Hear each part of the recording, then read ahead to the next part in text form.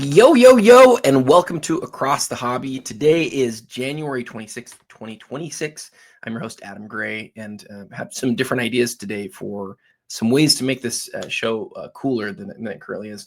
But first, I looked at the date today. I wasn't thinking about this date as it came, but every year, January 26th comes and it just hits me. We lost Kobe 6 years ago today. I think amongst the things that have happened in our world of pop culture, that is a moment that maybe more than any for a lot of people, we as individuals remember where I was, gotten home from church. It was a Sunday.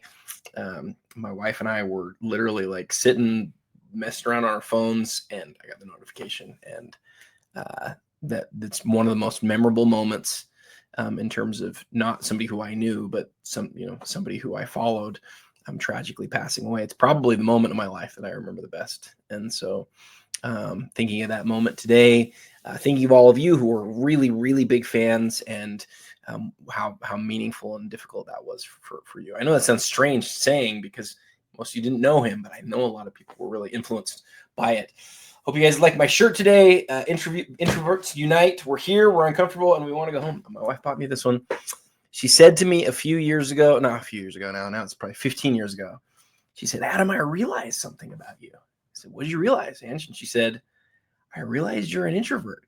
And I was like offended. It's like, what? How could you call me that? Like, I'm not an introvert. Let me tell you all about my resume here, right? I'm telling my wife this. Like, let me tell you, I did this and I did this. Of course, I know these things, Adam, but being an introvert doesn't mean you're not good with people. It means has to do with where you get your energy. And she's like, you don't get your energy by being around people. You get your energy by being on your own. And I was like, oh, that's what an introvert is?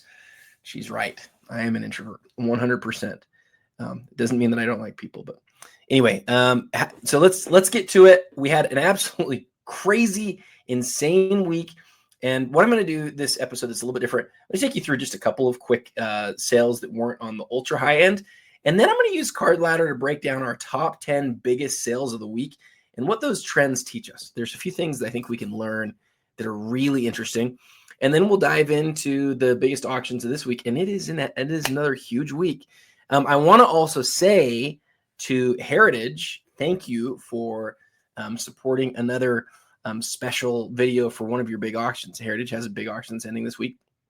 And I'll take a few minutes today, like I do for all of the different places, to highlight a few of the big things that they have going on. But tomorrow, I'm going to spend an hour and a half and do a real deep dive on the Heritage auction.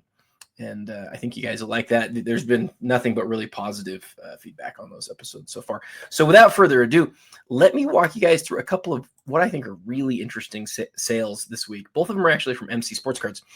So this card, really, there's a lot to talk about here. But for those of you who don't know, this is not a licensed basketball card. It's really cool. It's got this really neat patch of a Chicago Bull, and then it has a cut autograph of Michael Jordan.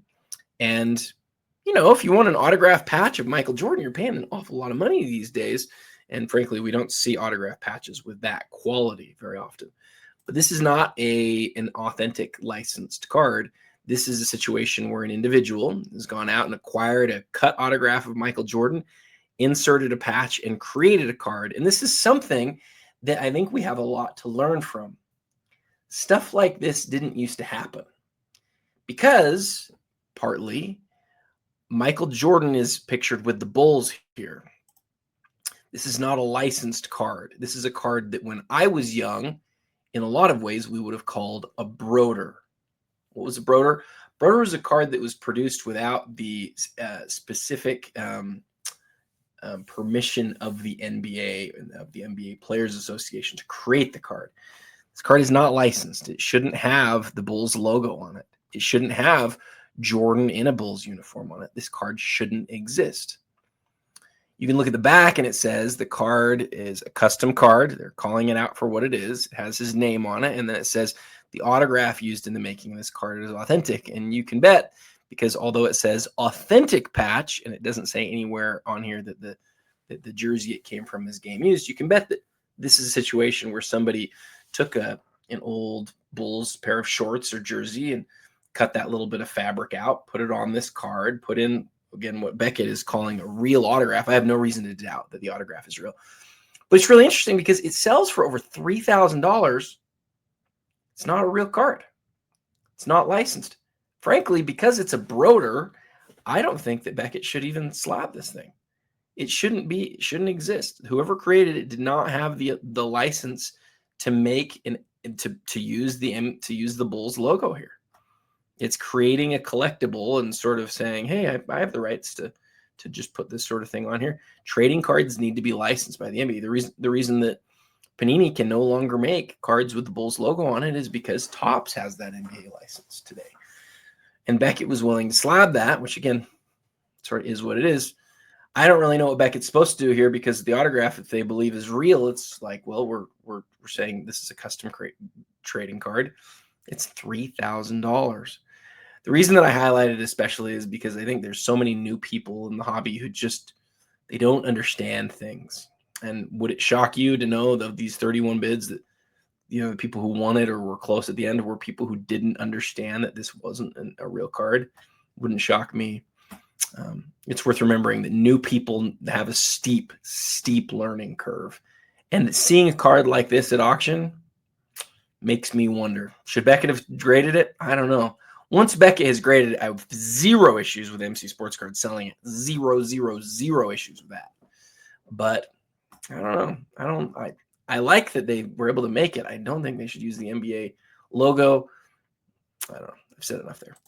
And then on the other side of things, guys, really an interesting listing here. As soon as you see this, if you're like me, you see Jordan and you see autograph and you just assume it's probably a Jordan autograph. Well, it's not. It's a penny autograph, right? There's 4 different variations of this card, 100 autographs of MJ, 100 autographs of Penny, 100 of Damon, and 100 of Sean Kemp. This is a penny autograph, numbered to 100, not graded, $2,900, almost $3,000. To me, that's really interesting because that's one. Is it the most expensive Penny Hardaway autograph ever? We will check that. Actually, you know what? I'm gonna have some need of card ladder here in a couple of different ways. So I'm gonna open a couple of different card ladder windows, and we're gonna come over and see if this is the priciest penny autograph ever. I don't think it is actually, but I don't think it's gonna be too far off. Let's just do Hardaway. And we'll get rid of this, the date filter. And we have, you know what? Okay.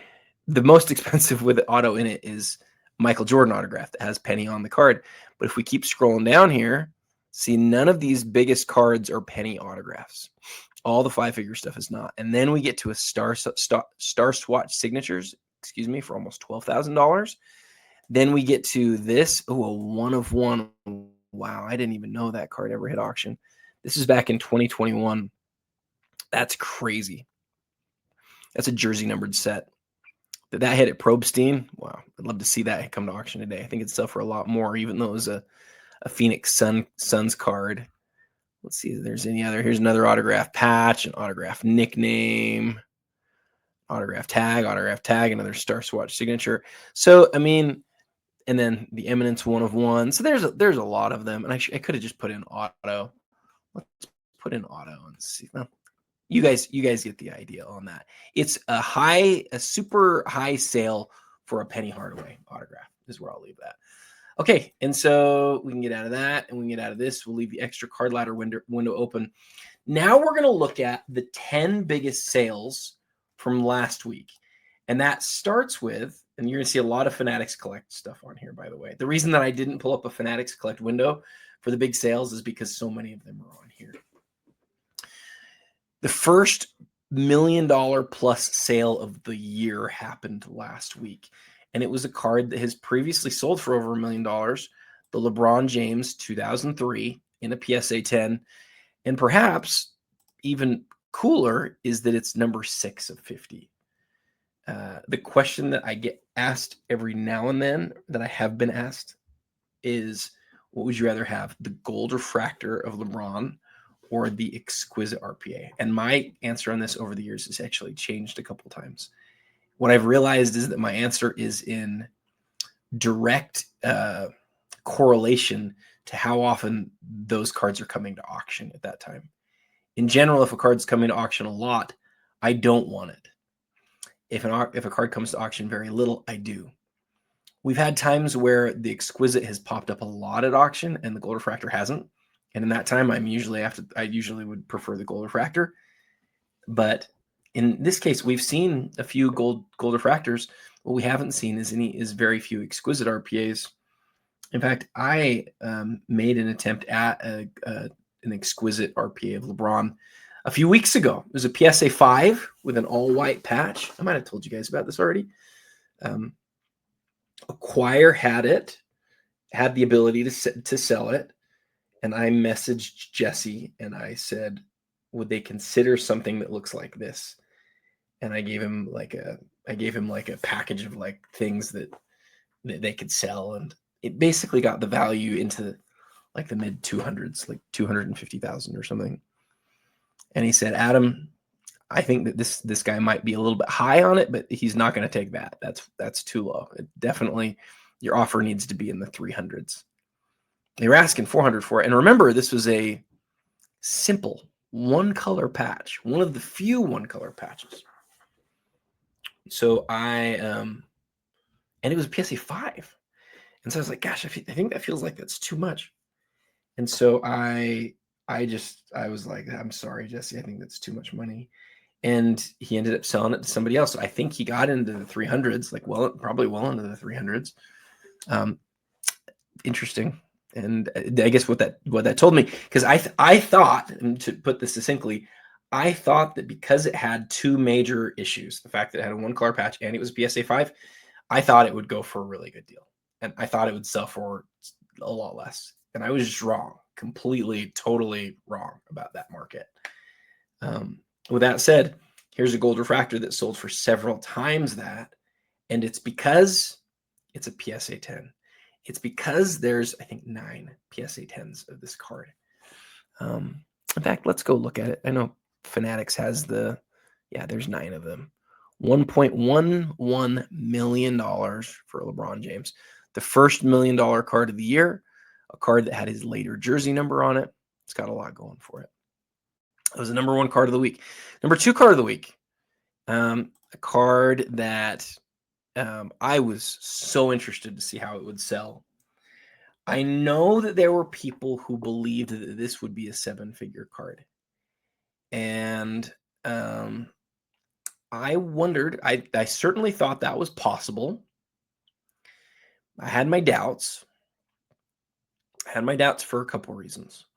One is that some of the people who were saying that should be a 7-figure card are the ones that were saying that's probably the best Tiger Woods card in existence. And it's funny because I think this probably is the best Tiger Woods card in existence. Like, let's check Card Ladder on that. Have we ever seen a Tiger Woods card sell for more? I sort of don't think we have.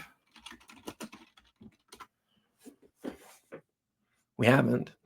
And during the run-up during the pandemic where we saw more mass-produced stuff sell for huge numbers, we saw this PSA 10, even without a 10 autograph. I assume this is the gold. Gold sell for $336. This way outsold that by about 50%. By more than 50%, actually. So, people were saying it's the best Tiger Woods card in the world. That came to fruition. That's true at this point. It is true that it is the highest selling Tiger Woods card of all time. Other people said, listen, this is like this is one of, I know Carvin's talked about it being like one of his favorite cards that he ever made. And I thought that was really important too. And so from that perspective, I was like, gosh, maybe they're right. Maybe this will sell for $1 million. The reason that I sort of had my doubts was that I don't know that the people who love LeBron love Tiger. And I don't know that the people who love Tiger love LeBron. If you're going to go buy the best Tiger Woods card in the world, do you necessarily want LeBron on the card? This is sort of an issue with duels. Some duels, and I think it's rare, are made better because the two guys are together. Right now, Kobe and MJ, they just sell for so much more money together than they would apart. And they sort of make sense to me because they have this connection, like the two greatest shooting guards of all time, this like big brother thing with MJ and Kobe, like two of them, I think they're the two most collected players of all time. I think there's something that's accretive by putting them together. I don't know about this one because although there's that connection, and I do think it's really cool. I made a video about it. The 30, the sharing of the birthdays, the fact that to me the coolest part about this card is what I said about how this was like the main card on the exquisite sell sheet. I think that's really cool. I also think it's really neat that at this point, LeBron had just won an MVP and Tiger had won his 14th major. Like this was them at their peak. Not really LeBron at his peak necessarily, the beginning of his peak, and this was Tiger at his peak. And that's really neat, and I really liked it. But I'm not shocked that it didn't get to $1 million because I don't know who has to have this card other than like somebody who just really loves exquisite. You need two people to come together and really bid hard against each other here. And I'm not saying they didn't because the card sold for over $500,000. It's the most expensive Tiger Woods card ever, as we already talked about. It's pretty high on the LeBron exquisite non-rookie ranking. In fact, it probably is the most expensive LeBron non-rookie exquisite ever. I think this is a tremendous sell. I just didn't think it was $1 million. And I think that proved out to be true, obviously. So enough about that one. Next up, the second highest selling debut patch auto of all time. The Nick Kurtz, only surpassed by a card that you all know and love, the Paul Skeens, the most expensive SGA ever. The question that I asked on the reel that I made for this one is this the best SGA in the world? Most of the comments about, and I did something after this because this did sell for the most ever of any SGA, which is honestly what I think all of us expected who follow this market. And the question that I asked so I made two pieces of content on this. I made the video and then the comparison between the NTRPA and the Kaboom afterwards. And in the video, the question that I asked is, hey, is this the best Shai card in existence? And the reason that I asked, it's really simple. He's going to be known as a member of the Thunder. People are not going to remember as a Clipper, and his rookie cards are in a Clipper uniform. I can imagine a collector saying, listen, I want the best Shai cards, but I need him in a Thunder uniform. I don't think there's anything wrong with that. It sort of makes sense to me. I frankly don't know if I ever even watched him as a member of the Clippers.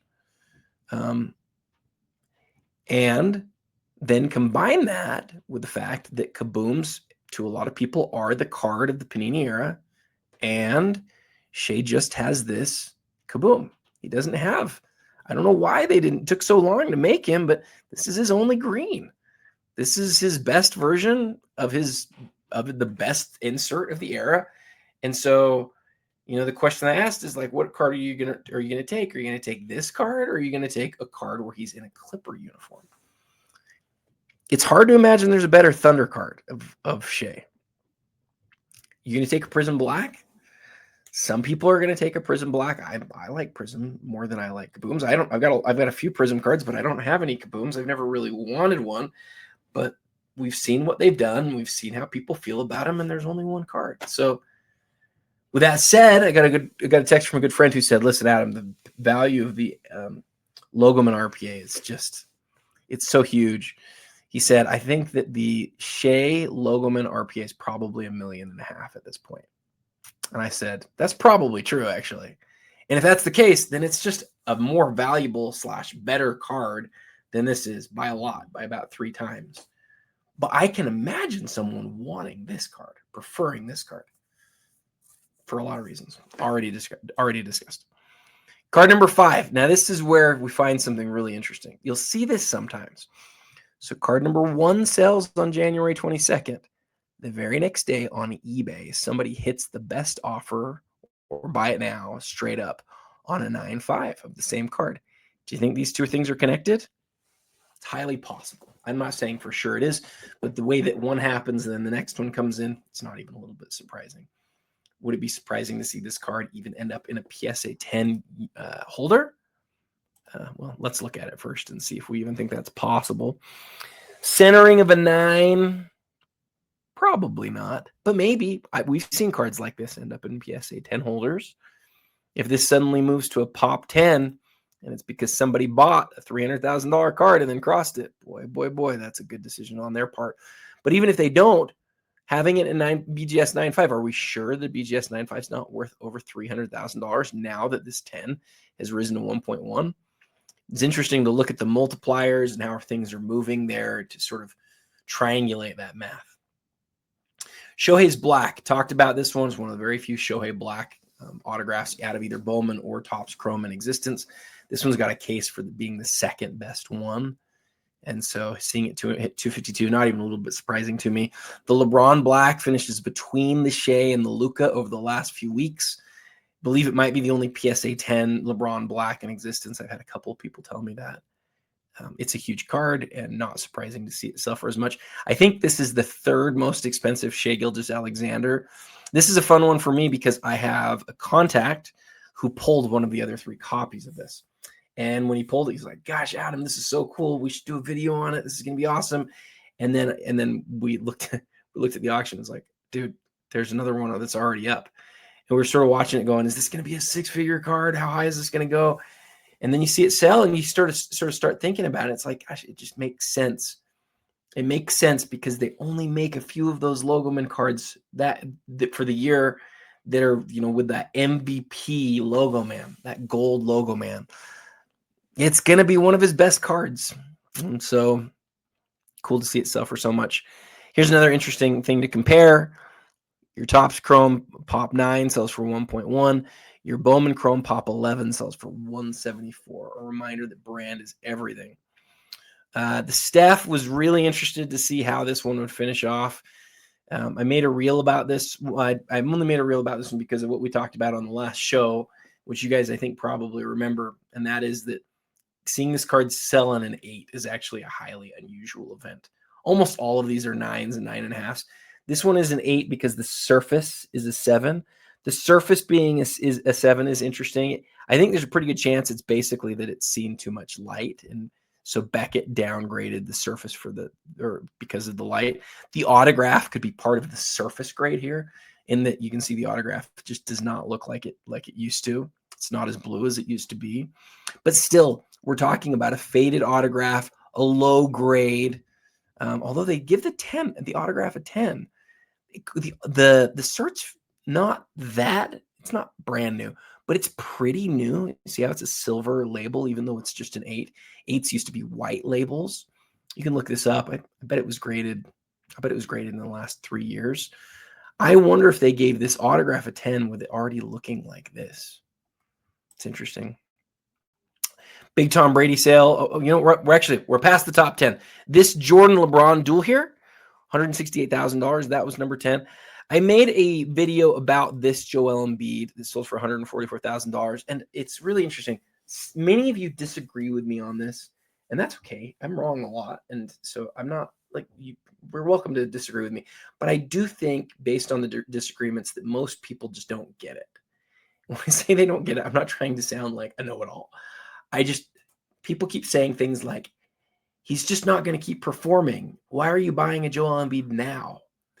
And what I don't think people understand, and this is what I was trying to get at with my big video, but I don't think I did a very good job. Either that or people just didn't watch to the end.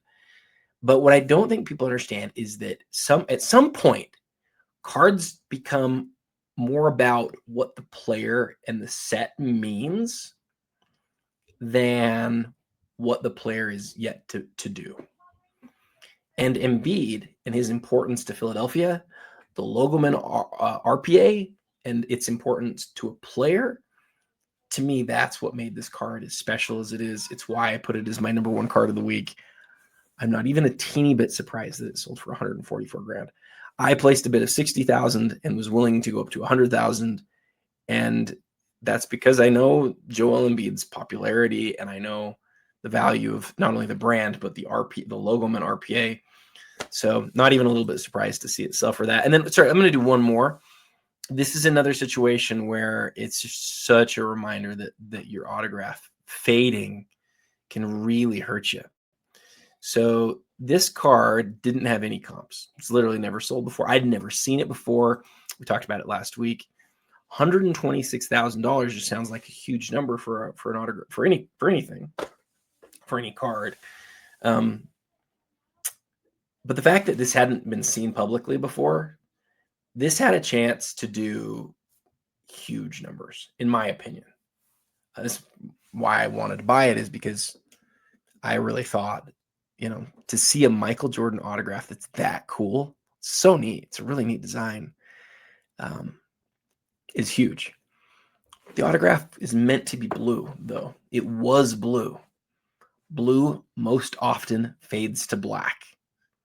We see this especially on Upper Deck on a lot of cards. In fact, there's a Tom Brady later in this episode you're going to see, and you're going to go, if you've never noticed this before. Some people, I tell this, I say blue turns to black. People are like, no, that's not true. And it's like, no, it is true. We've seen it happen a million times. So it goes from blue to black, and this is not every autograph, but this one is. It goes from blue to black, and then it starts to really fade. And so you might even look at this and go, that's darker. Like the ink is cooked. Why did it get darker? That's just what happens. And if it would have been blue, honestly, guys, I think it could have been a number 3 times that size. So anyway, more $100,000 cards down here. I was surprised on the Kobe. I thought this would be more. I own a copy of this, and I expected with that quality of patch, I expected it to be more, but I was wrong. So that is it for the top 10 this week. We're going to talk here in just a second about MC Sports Cards' massive auction that's ending tonight. Before we do that, I will tell you guys 2 quick things. Number 1 is that I am in the process of buying another big card that I'm really excited about. I shouldn't say another. I haven't bought a card in like 6 months or something. The last big card that I bought was the Steph Curry rookie plate out of Topps that's signed. But I'm in the process of buying a big card. Made an agreement with a gentleman who I've been working with for about 2 years yesterday. He's pretty well known in the hobby. This card, I think it's known that he has it, but it's a card that I really wanted. It's a 1 of 1. I won't ruin much more than that. It's a 1 of 1, one of my favorite players, a card that I've really wanted for a long time. And I think, and I'm really excited about it. And so I'm excited to share that with you when I get it. It's probably still a few weeks out for me to be able to get it. Unfortunately, it does mean I'm going to need to sell some things, which is the really difficult part. I'm going to try to not sell anything huge from my collection, but I might have to sell a big card to get there. So we'll see what happens. The other thing that I want to say, if you haven't already gotten it, here it is, shrink wrapped and ready to go. The 25 and 25 book, basically a production that I put together in partnership with GemRate. We had nearly 500 people, 400 experts, 450 community members vote on what they believe were the 25 most iconic cards of the whole era. Do I have anything open in front of me? I had one. What did I do with it? It's gone. Anyway, I don't know what I do with my open copy. It's probably around here somewhere. The book is still available. The way that I did it, I had a whole bunch of books sent to me for anyone who wanted to bulk order. And I have only 4 boxes left of those. We've gone through most of them.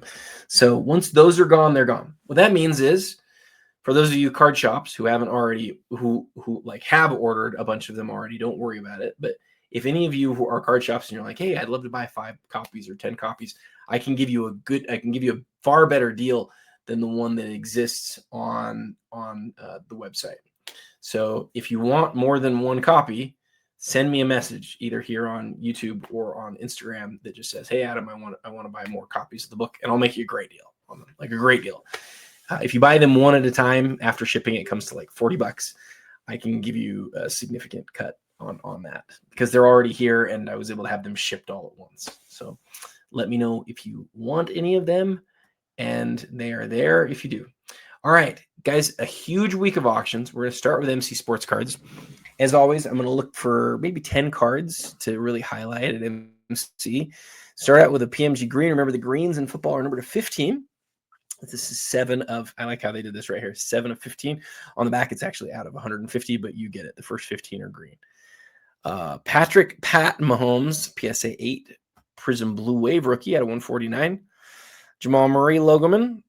I love this Nike Nike tag auto of Hill. I'm not a big fan of non-team or non-logo men tags in general.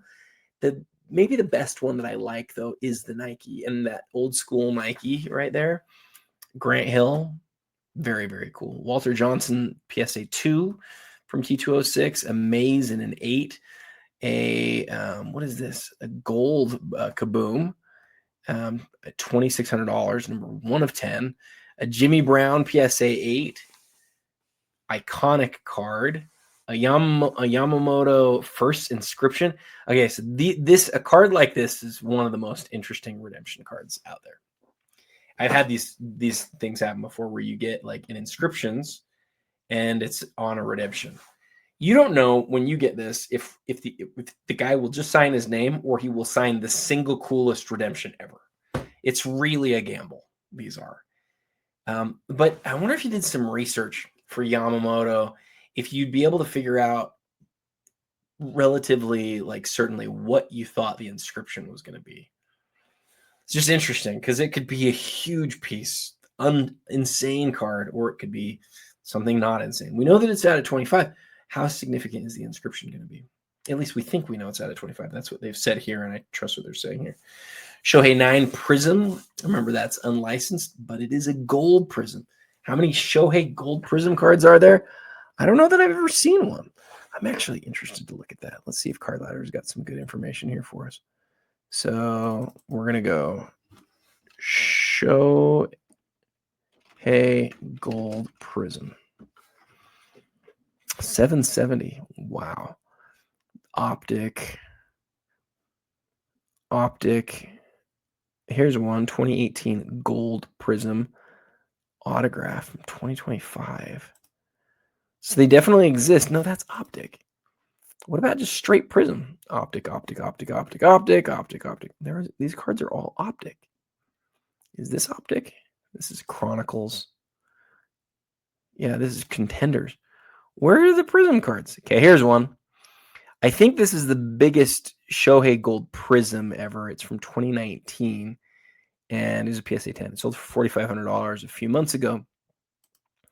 This one is from 2020. It's PSA 9. It's at $325. Pop one. It's interesting. Shohei's the name, but Prism is not the brand for baseball at all. If it's Chrome Refractor, it's licensed. It sells for a flipping ton of money. It's interesting to think about that. Clemente 8, McCovey 8, Yastrzemski 8, nice string of iconic vintage cards. LeBron 1 of 1 Illusions. I don't know this card, but it's definitely a cool looking card. Refracts, interesting insert. And then a card that, gosh, you just do not see the sore subjects vivid very often. So we'll hit that one in a second. That's one that we might want to check Card Ladder on. Marshall Faulk, PSA 7, 0 higher though.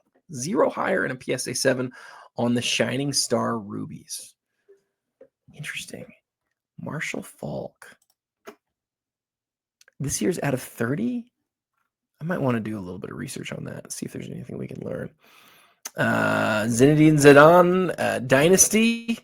That autograph Jeremy and I talked about. Autograph patch at $700. George Russell, PSA 10 from the 2020 Dynasty set. It's almost $5,000. Sugar Ray Robinson from 1948 in a PSA 7. That's a great grade for that card. Zach Wilson, 10 of 10 on the Kaboom. A-Rod autograph from the 90s. I love stuff like that. You just don't see it very often. This is our second Dwight Howard we've seen in a couple of weeks. Big Derrick Rose card right here. And then this Kobe. I love this Kobe. There's very few cards where the guy doesn't have his face on the card, but the card still ends up really cool. And to me, that's one of them. Now, Ovechkin Ultimate. It's not from the base set, but it's from the rookie year. PSA 7 on the Irving. Young Guns. Who is this? Demidov. I should know. When I see Demidov, I'm thinking of Demodogs from Stranger Things. So you can tell how much I know my hockey.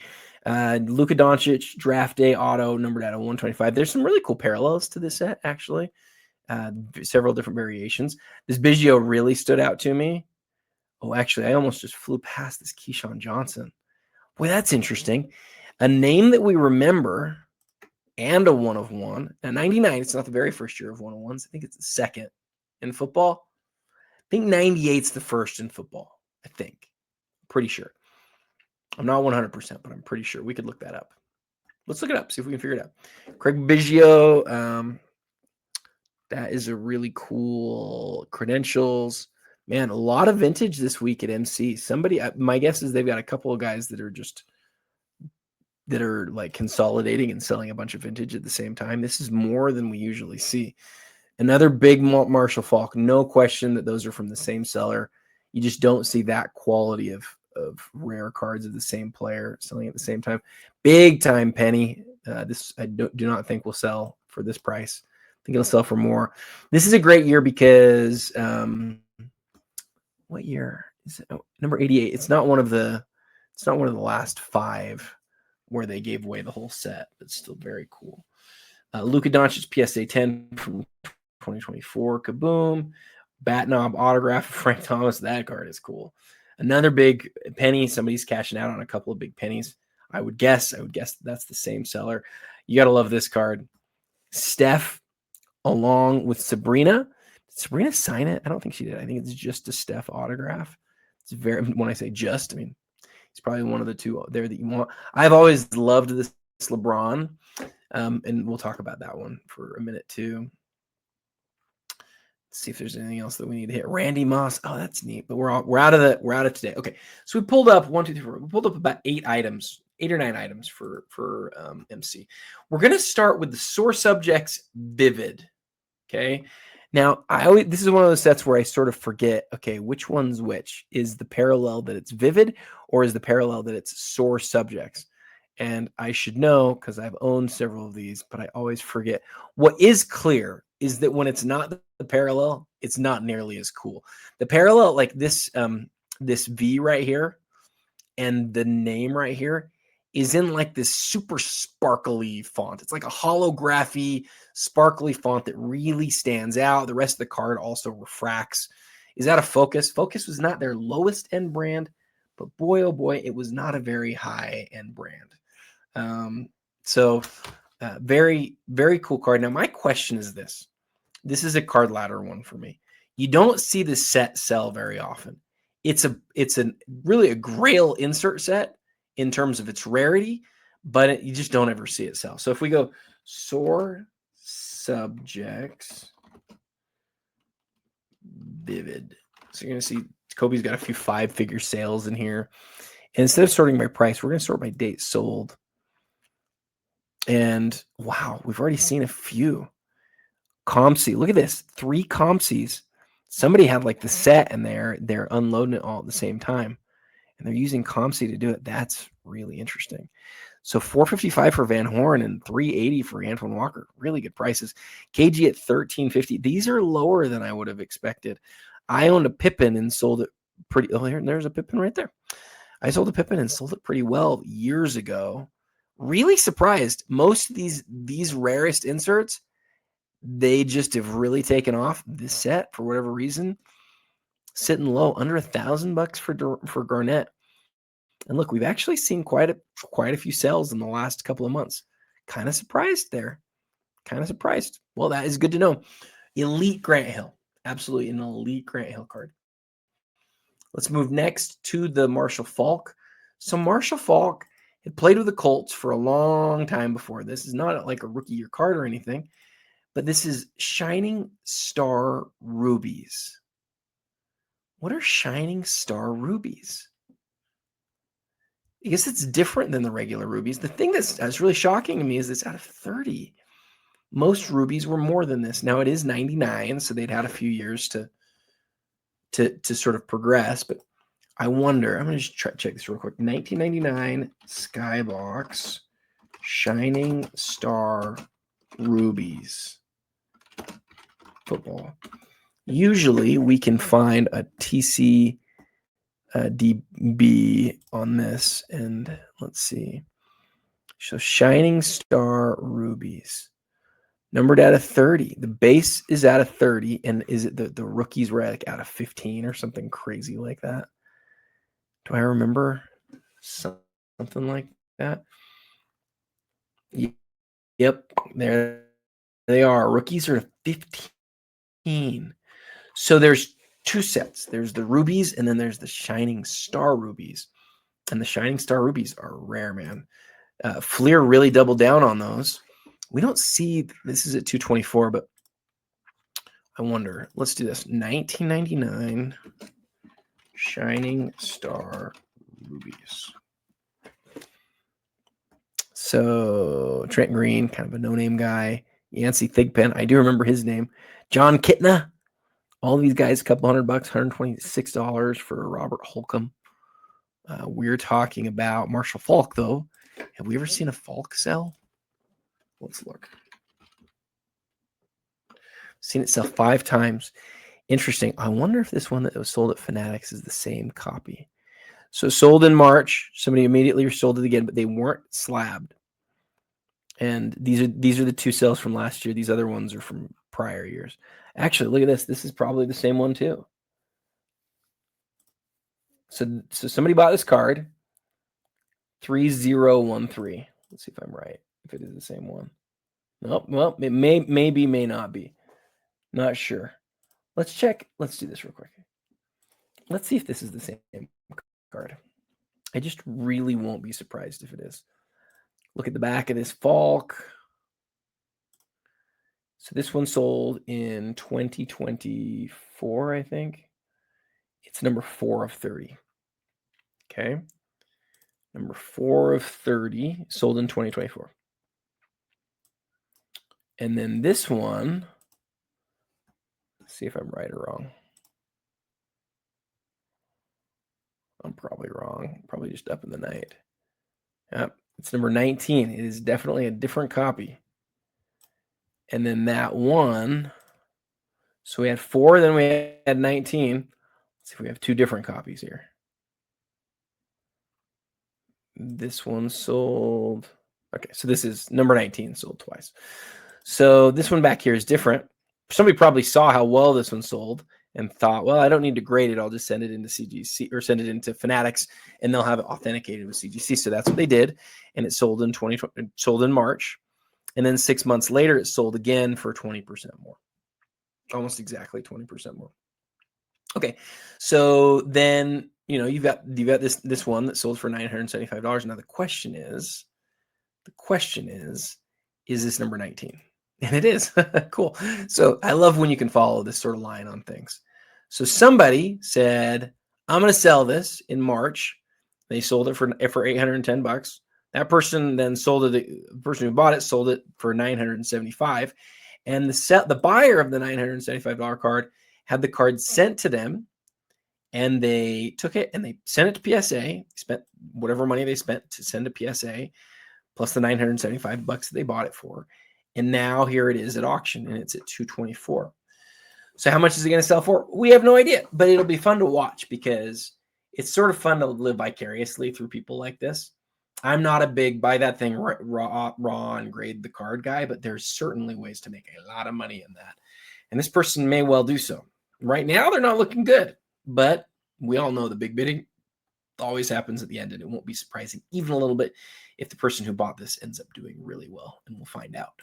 I'll try to remember that one. Okay, I love this card because you got the little Kobe sticker on the back authenticating the autograph. You can see down here, this autograph is guaranteed by Panini. We know that this card was designed to be an autograph, and it is. The silver on the blue is really pretty. It's just a really unique Kobe autograph. And I can't think of a single other Kobe autograph that I would want that doesn't have his face on the card. It's made of like a plastic. It's like a plastic die cut. You can see the front of the Laker jersey, the back of the Laker jersey. It's just really cool. I really like that card a lot. Never owned one, but really like it. Okay, so the question here is, what year did one of ones start in football? I believe it's 98. I'm not 100% sure. It could be 97. It's one of those two. But Keyshawn, I don't even remember when he was a rookie either. You can see the one of one masterpiece right there. I guess the question I'm going to ask here is this when was Keyshawn Johnson's first one of one? Keyshawn Johnson, one of one. Putting it over here on my other screen. He had 74 one of ones in his career. Or sorry, You know what? That entering in one of one did not help me, actually. I'm just going to enter Keyshawn Johnson. There's a lot of serial. And then, you know what? Let me show you guys this. So if we bring this over here, you enter in Keyshawn Johnson. The other thing that you can do here in Beckett, which is helpful, is you can click serial, SER, meaning serial numbered. When you do that, you get 2,770 serial numbered Keyshawns. And then you can scroll down in this serial numbered line and just look for like the number 1, right? So we're already to 1997. And then in 1997, he has some pinnacle 1 of 1s. Doesn't have any Flair 1 of 1s though, right? Like, because we went past Flair. He has some out of 100 in 97, meaning there's no numbered to. In fact, let's just make sure this is right. This is the legacy. So there's the legacy in 97, which is to 100. And then I suspect when we get to 98, we're going to see 97. We did have Stadium Club 1 of 1s for football. But in 98, we're going to see 1 of 1s in Showcase, I believe. I am wrong. Why am I wrong about that? How did Showcase not have 1 of 1s in 98? That doesn't make any sense, does it? 98 had to have 1 of 1s. I think. Yeah, because I remember doing some research for John Elway that was a 1 of 1. And it was a 98. I'm like virtually certain of this. What are they called? Flair Showcase Masterpiece? I wonder. Let me just do this. If we do Flair Showcase Masterpiece. Showcase Masterpiece. So 97 in baseball. Is there a way I can just select? Okay, select football.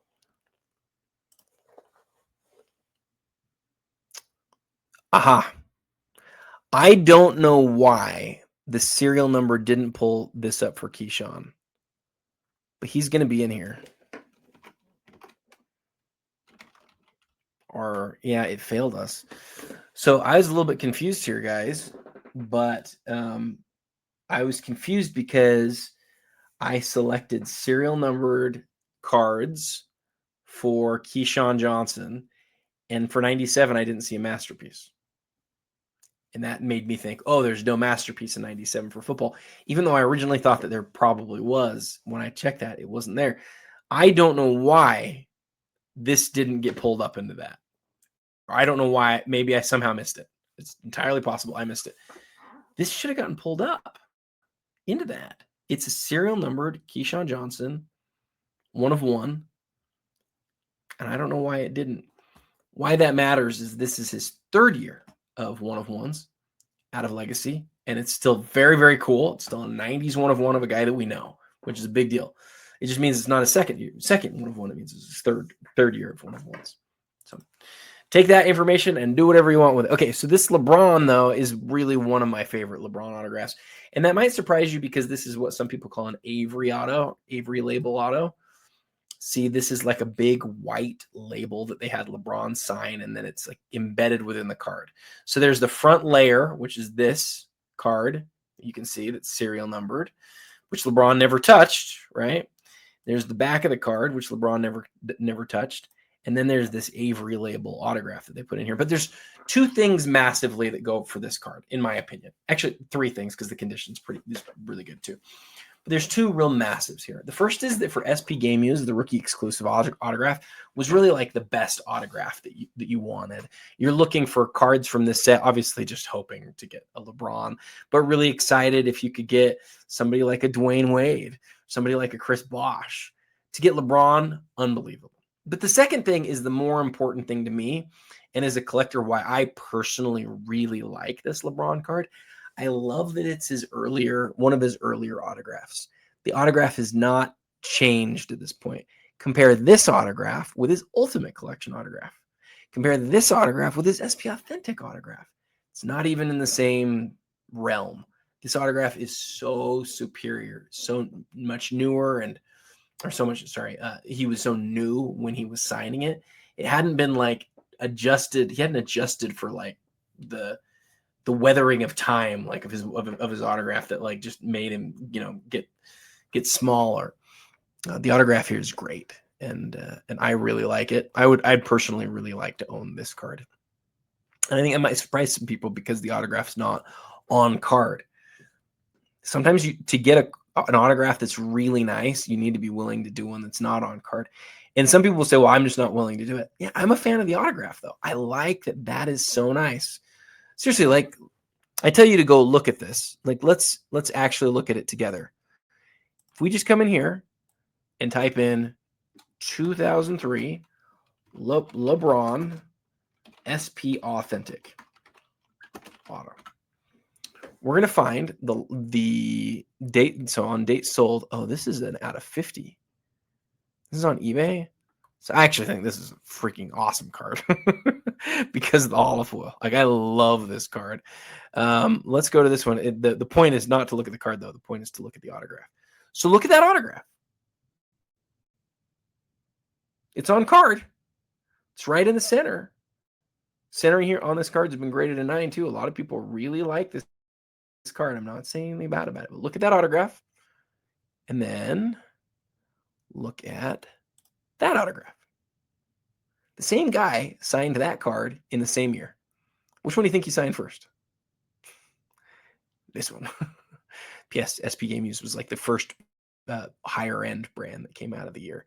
And I promise you, this guy signed a ton of labels that then were affixed to these cards.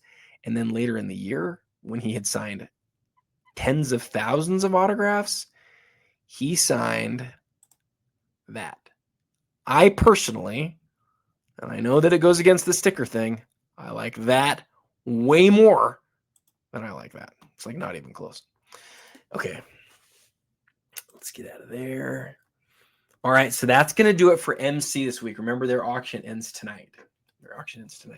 Now we're going to go look at hoodies. Hoodies actually it's not their massive auction right now, but they have some huge cards that are ending. And that is headlined by this Steph Curry, this Michael Jordan, another big Steph autograph, the Kobe Platinum Portraits, rookie campaign box, another big Wemby. They just seem like they have a big Wemby Prism card every week right now. Big Steph Curry orange variant. This is the speckle. All right. 2013 innovation. So why is this Steph such a big Kaboom card? Especially when it's horizontal. It's because it is the first year of Kaboom. It's not the rarest card. It's not a gold. There's quite a few out there. It's not that. I mean, it's not crazy. Let's grab gem rate. Let's see if gem rate can help us. By the way, I want to show you guys this because I noted this today, and it was because of gem rate that I noticed this. We're going to take a break from the Steph and come back to it real quick. This right here is the gem rate top cards landing page.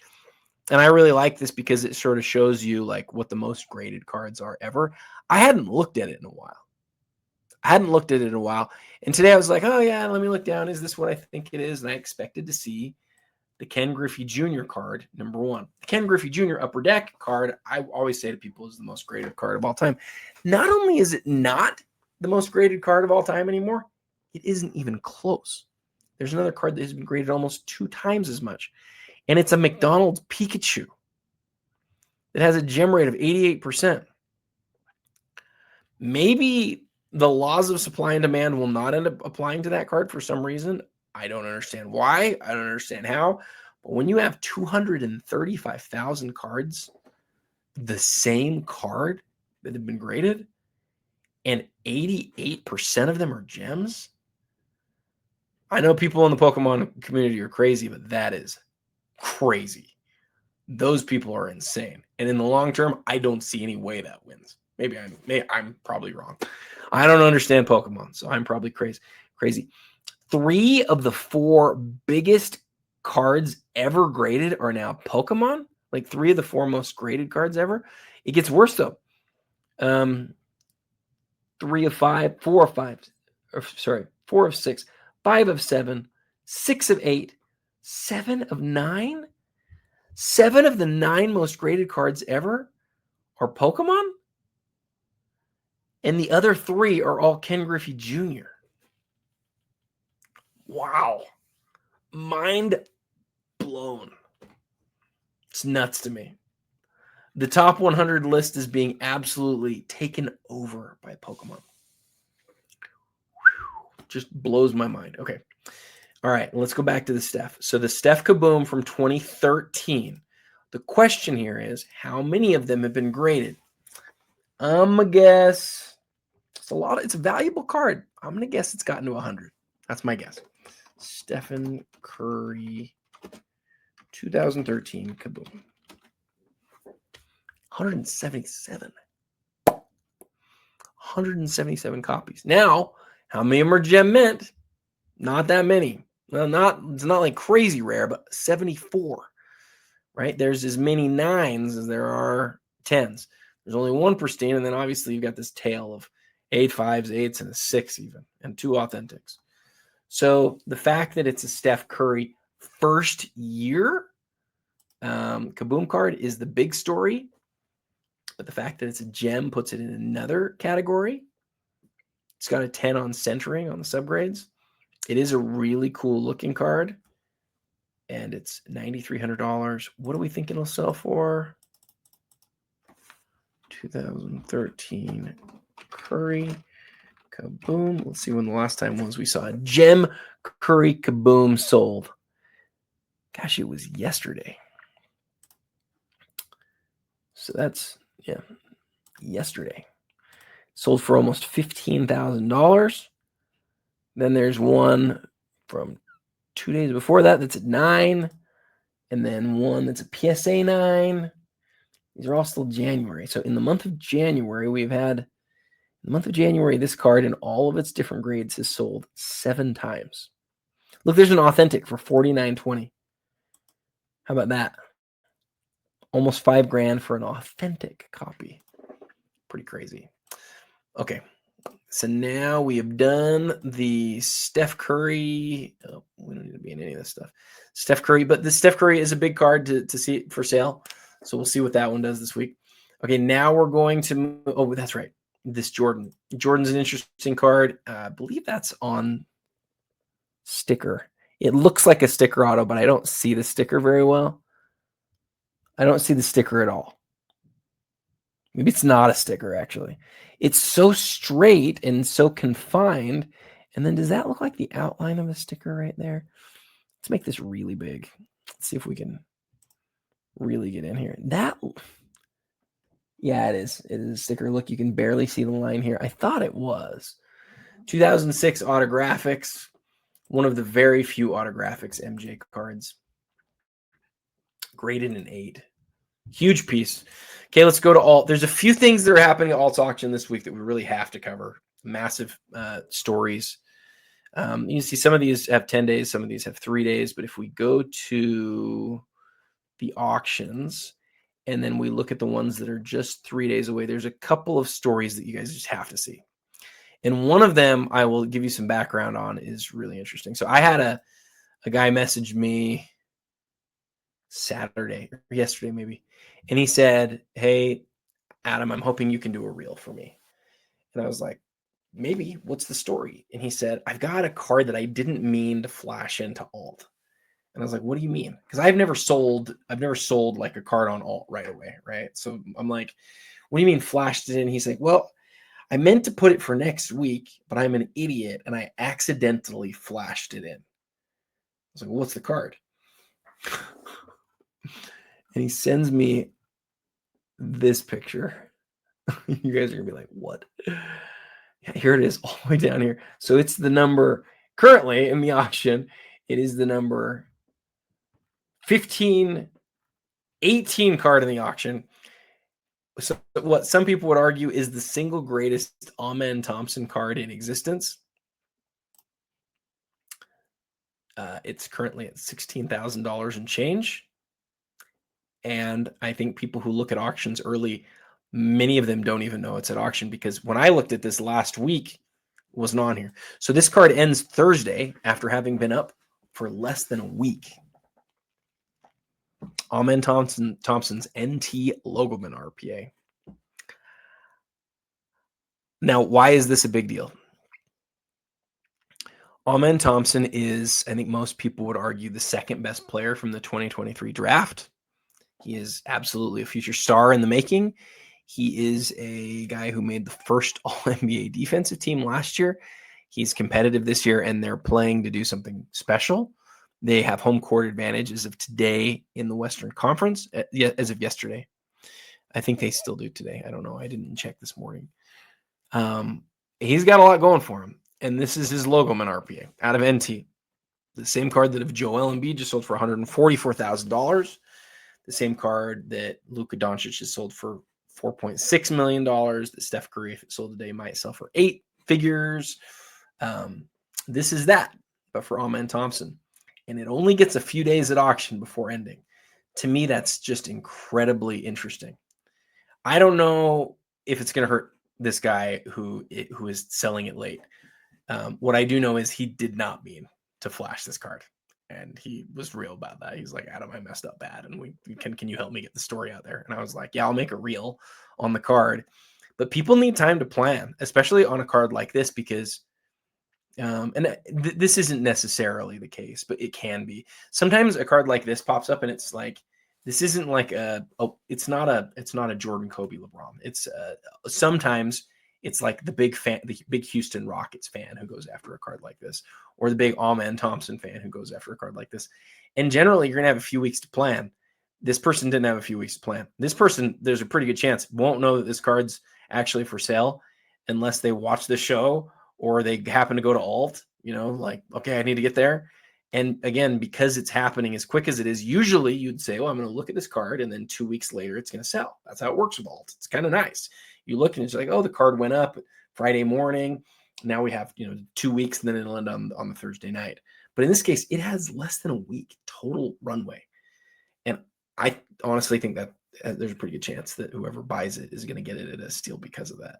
That may not happen too. You may still have everybody jump in and have it go crazy. But right now, this card sold before in a lower market, right?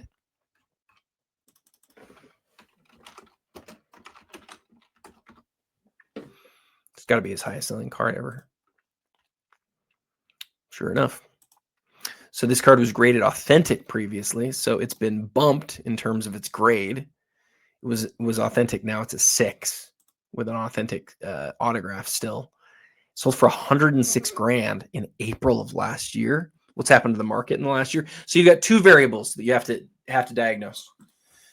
Unquestionably, the market's hotter today than it was in April on cards like this. It's hotter now than it was in April of last year. No question. I don't know what the percentage is. I don't know how to measure that, but it's unquestionably hotter. Is Amen Thompson hotter? I'm not as sure about that. Amen Thompson last year is when it's like middle of the year is when he started to really heat up. And in fact, if you look at the biggest Amen cards, you got the Logo Man, you got this dual Logo Man, you got the black. All of these cards sold between March and June of last year. But look, there are cards that came later. And we're talking about, there's several cards that came later in September. What about big Amen Thompson cards that sold like in the last few months? If we did, in fact, let's just do this year, this season. Biggest Amen Thompson cards this season. This duel, it's one of his biggest cards ever. The Star Swatch signatures. But look, these are all in November. What about since November? Okay, so this one's fairly recent.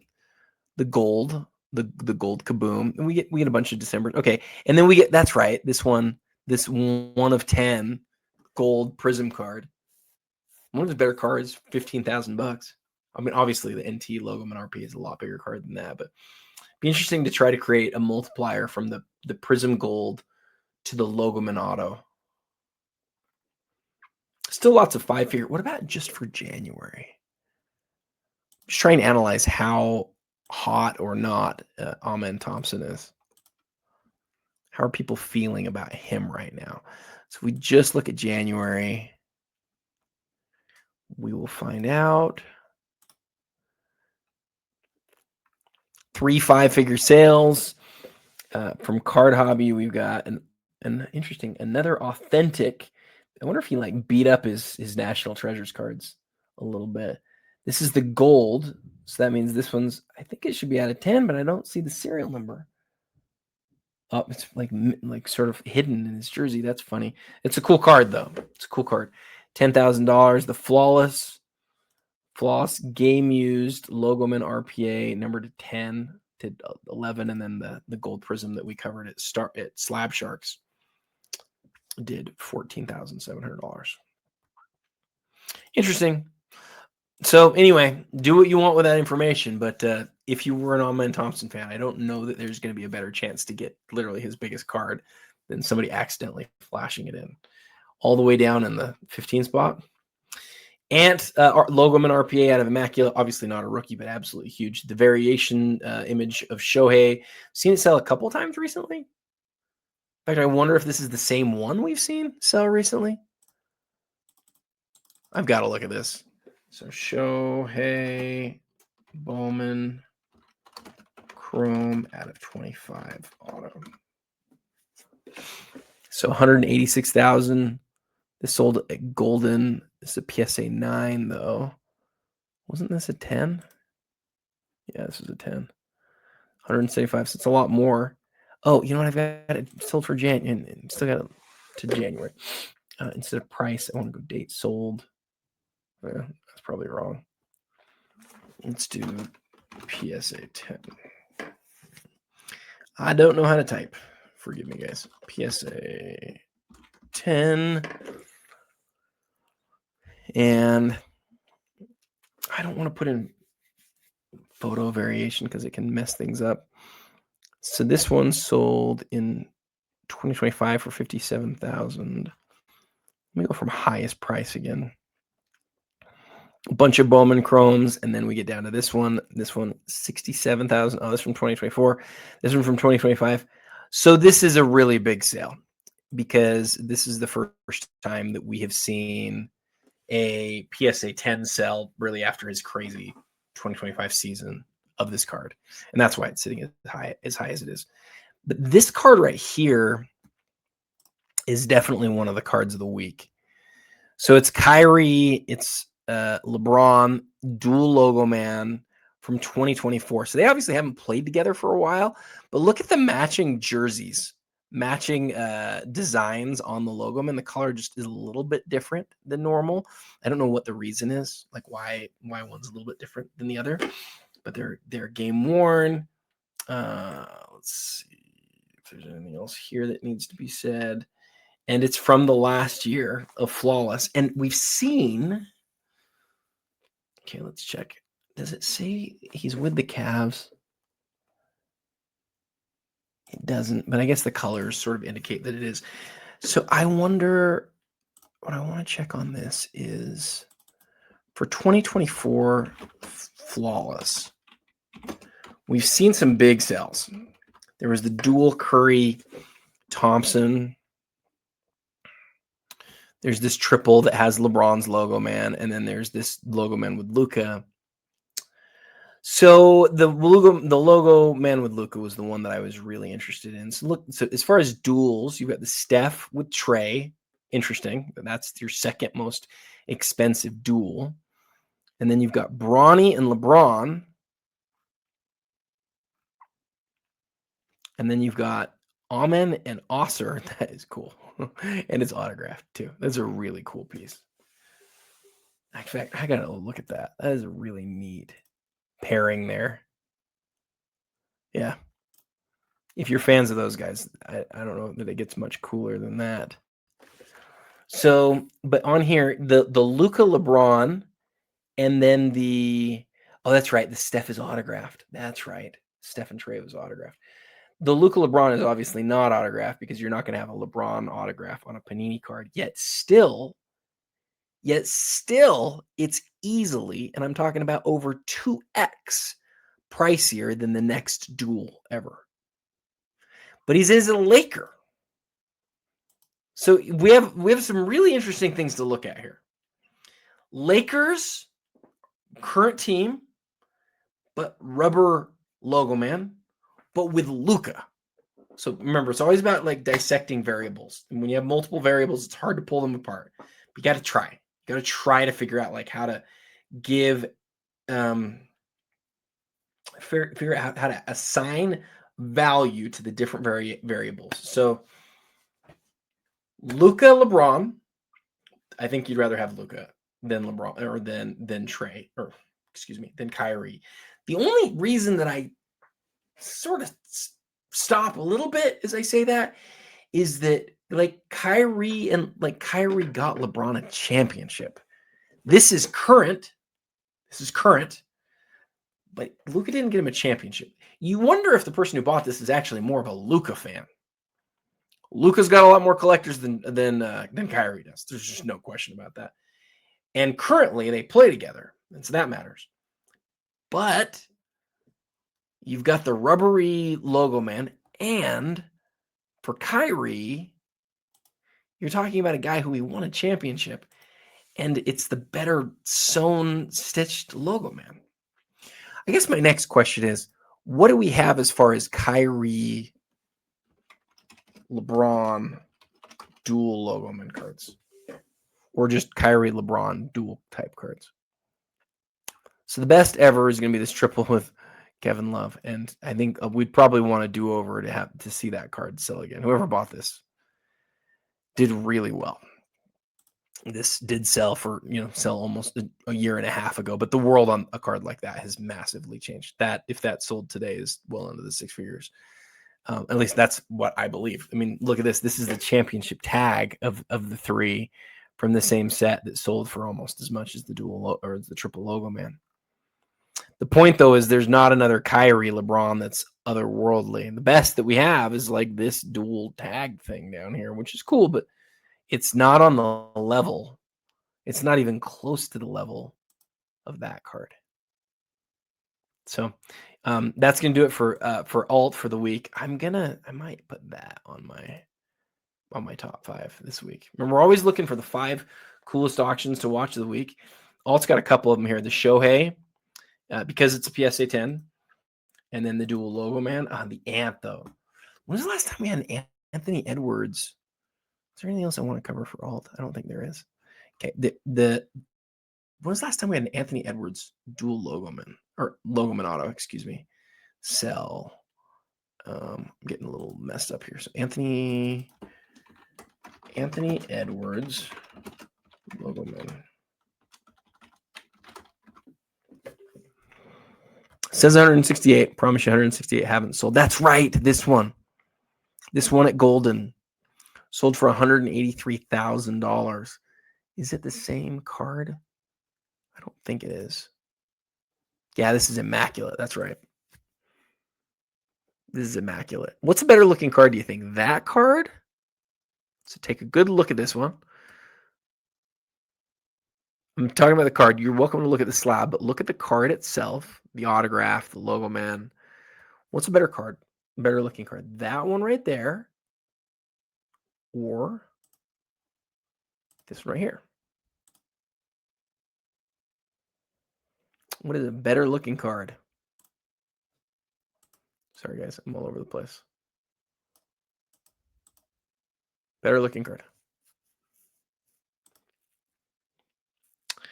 I like the gold olive foil. This one a lot. I like the autograph spot. I actually kind of like that hits the 1 of 1. The image of Ant. They're both really nice cards. I prefer this card aesthetically. I just love the immaculate sweeping olive foil. I love the window. The window here is good too. It's really good. Actually, I might even prefer the window here. But overall card. Now this card's 2 years newer. You might care about that. You might go with the older card. But aesthetically, I think that's quite a bit nicer. That's my take. Just what I think. Just one guy.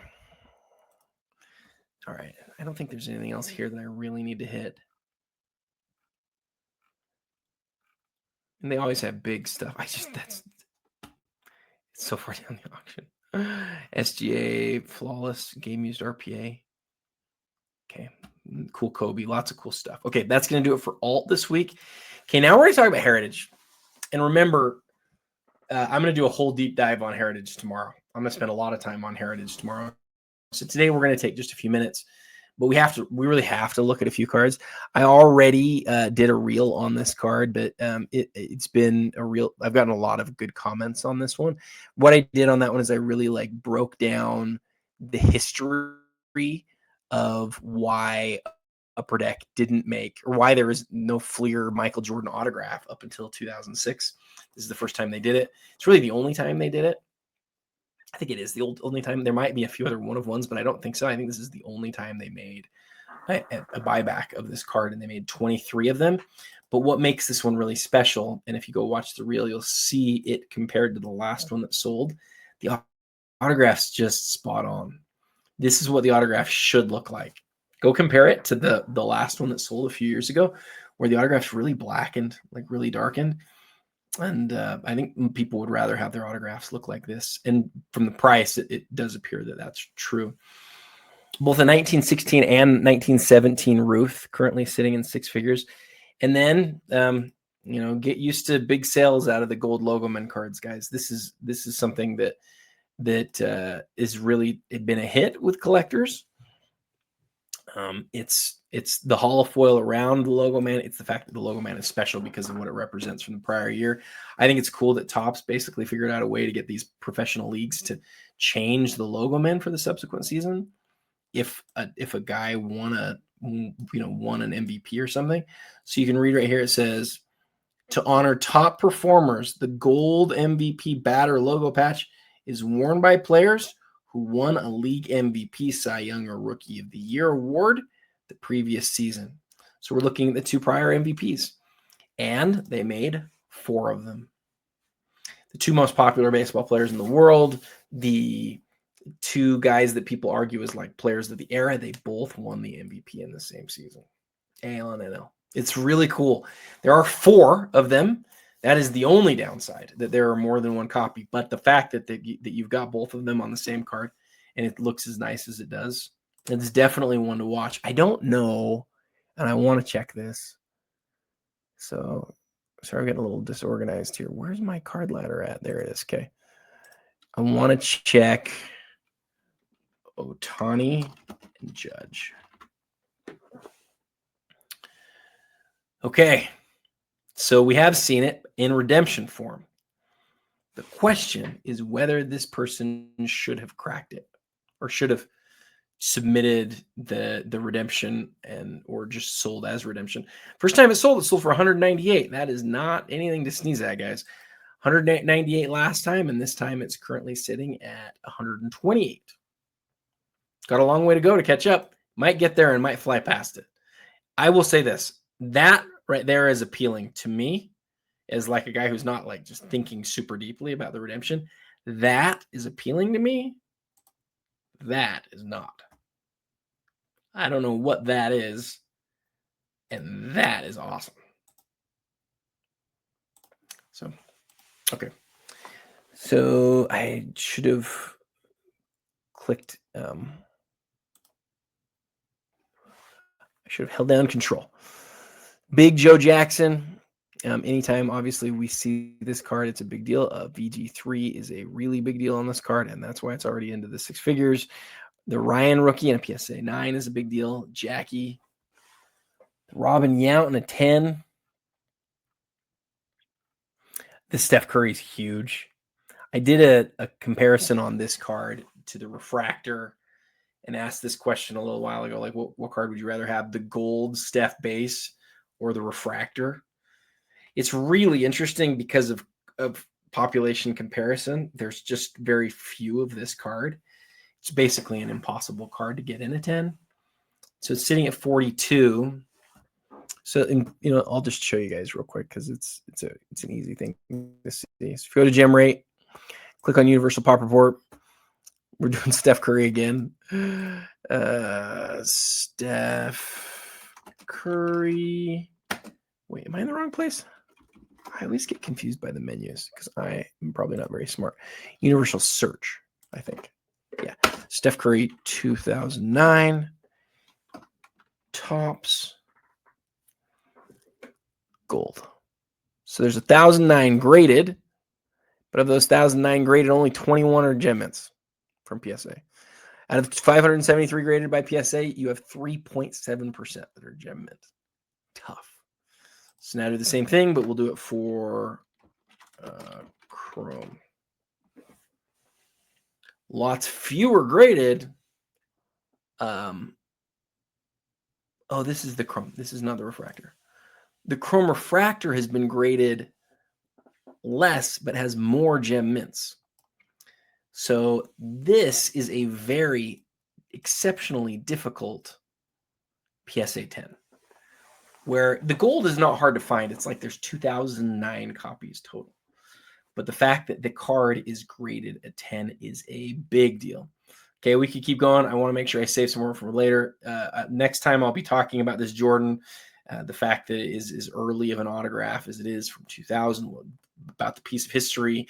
I'll talk about this Willie Mays from later in his career is a PSA 10. This Michael Jordan early autograph on the Nike promo. We'll look at the populations there. I want to look at this Barry Sanders. I wonder if there's a way to figure out how many guys have animals on the cards. It's one of his highest selling cards ever. A lot of cool vintage stuff. Check out another PSA 10 Steph right there. It'd be interesting to compare those two cards when all is said and done, because the Chrome's a rarer card too, but far easier to find. PSA 10, far easier. Oh, and a Mike and 5. Lots of good stuff, and we'll talk about all of that tomorrow on the next Across the Hobby with Heritage. But before that, let's hit Fanatics, Goldin, Card Hobby, and Slab Sharks before we get out of here. So for Fanatics, big Jordan here, 97 insert that's serial numbered. For inserts, I'm not talking parallels, but for inserts, I think this is actually the first insert serial number Jordan ever. This and the upper deck. I'm not sure which one came first. Card is numbered out of 100. It's deeply embossed. It's very cool. I used to own a copy of this, and I miss it. Very cool piece. Maybe the first serial numbered base card of Michael Jordan ever, numbered to 250. It's arguable whether it's a base card. If you consider it a base card, it is his first serial numbered base card ever. Big Jordan here, big Kobe here, PSA 10 on this one. The first ever atomic refractors, that is a PSA 10. This is a low pop card. I think they really probably could have used putting that in the title here. I need to go look this one up real quick. Let's see if we can get there with Card Hobby with Gem Rate. Michael Jordan, 1996 Topps Stars Atomic. So when we do that, what number is it? Do we know what number it is? Let's go look. It is number 124. So it's the last of the 3 cards in the set. There's 24, 74, and 124. 124 is the one that's been graded the most, but they're all pretty close. They're between 92 and 110. And number 124 has 16 gem mint copies, period. It's a very low number. Definitely a card that could have been in the Premier. They elected not to put it in the Premier. Here it is. It's one of the biggest cards this week. Gowdy Ruth, an Mbappe PSA 10. The Willie Mays rookie, a very low pop Jordan. That don't dismiss the fact that this is a 9 on this card. Did they include any information about the population on the inside? No, I didn't think so. But what about on here? 1996 Ultra Masterpiece. Oh, sorry, not Masterpiece. That'd be cool. Platinum. P16, 162 have been graded, and of those 162, 81 are graded by PSA. There are 8 10s and 18 9s. It's a top 26 copy. It's a top 26 copy of the first ever platinum medallion MJ. I think there's believed to be 250 of these in example or in existence, and it's a top 16 PSA copy. I think it's really cool. Some cards you have to talk yourself into because of low pops, because it's a really low pop. This isn't one of them. From this year, what parallels are better than this? I would personally take Credentials over it. I would take the Legacies from Showcase over it. The Gold Refractor is close. Chrome Refractor is close. There's fewer of these than there are those other cards. and a high grade like that, it's a really cool card. Really like it. All right, so I was telling you guys about autographs earlier. Autograph quality.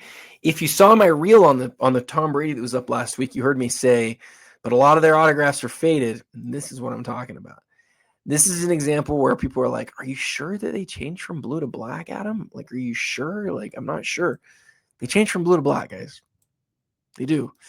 This one right here, just look at the color on that. They go from blue to black, and then they start to really fade, and that's where we are with this one.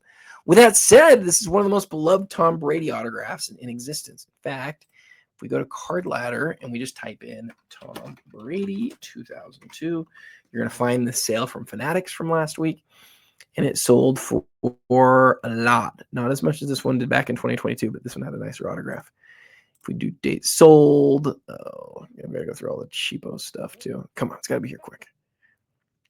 January 25th. Oh man, he just has so much stuff that sells.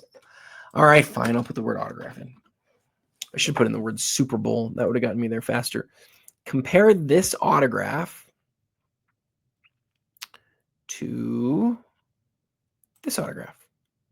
It's night and day, guys. Number 18 of 150. Number 138 of 150.